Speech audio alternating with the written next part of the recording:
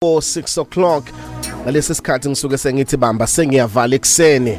Mama ke sengiyavala ngaphambi kokuqala usuku lakho uphume uye emsebenzini noma uye esikoleni namhlanje ekseni bamba sengiyavala. Ngivumele ngikufundele ivesi elilodwa ekseni incwadi kaLuke chapter 5 verse 16. But Jesus slipped away from the crowd and went into the wilderness to pray. Elubambe lento engizoyikhuluma nawe namhlanje ekseni. Sometimes God will disconnect you with the crowds to connect you with your destiny. Kwesinye isikhathi uNkulunkulu ukujwayela ukuhlukanisa abantu nabantu abathile ukuze ebahlanganise nohambo lwabo. Kuthiwa uJesu wayespend isikhathi nabafundi bakhe aphinda spend isikhathi nezixuka ehamba naso, kodwa kuhambe aphinde disconnect kuma multitudes, akhuphukele entabeni ayothandaza entabeni ayokhuluma noNkulunkulu.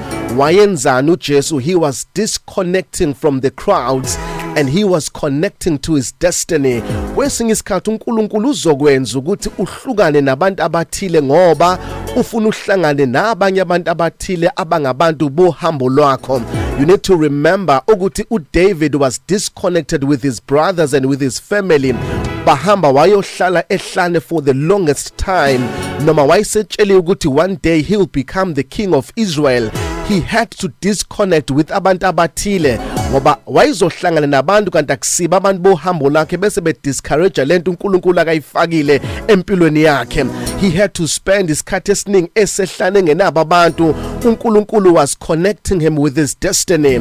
Even not Joseph, he had to disconnect with his brothers ngoba base bemvukela bemtshela ukuthi uzibona ukuthi ungcono ngoba ubona amaphupho ukuthi one day they will bow and submit to him, and God had to disconnect him with his family, with his brothers. Ngoba uNkulunkulu uyakuhlukanisa nabantu abathile. There are certain relationships uNkulunkulu akazowanqamula ukuze akuconnect nohambo lakho ngoba kunabantu ospenda nabo isikhathi esiningi abacima imission kaNkulunkulu empilweni yakho, bakwenza ukuthi wenze izinto ezingahambisani neassignment oyizele emhlabeni, bese uNkulunkulu ekudisconnecta nabo so that you can connect with your destiny on earth. Ngakho when certain relationship break, don't try to reconnect them. Ayeke afe so that you can be connected to your destiny. Wenzi into uNkulunkulu afuna uyenze emhlabeni ngoba at times God disconnect us with certain individuals to connect us with our destiny. Ungakuvumeli nawe ukuthi noma ama connections athile senqamukile bese lokhu wavuselela ngoba amanye bekhona ebekubambezela bengakwenza usheshe ufike ohambeni lwakho, bekwenza ukuthi uhambe endaweni eyodwa. So God will disconnect you with those individuals so that you can be connected to your destiny.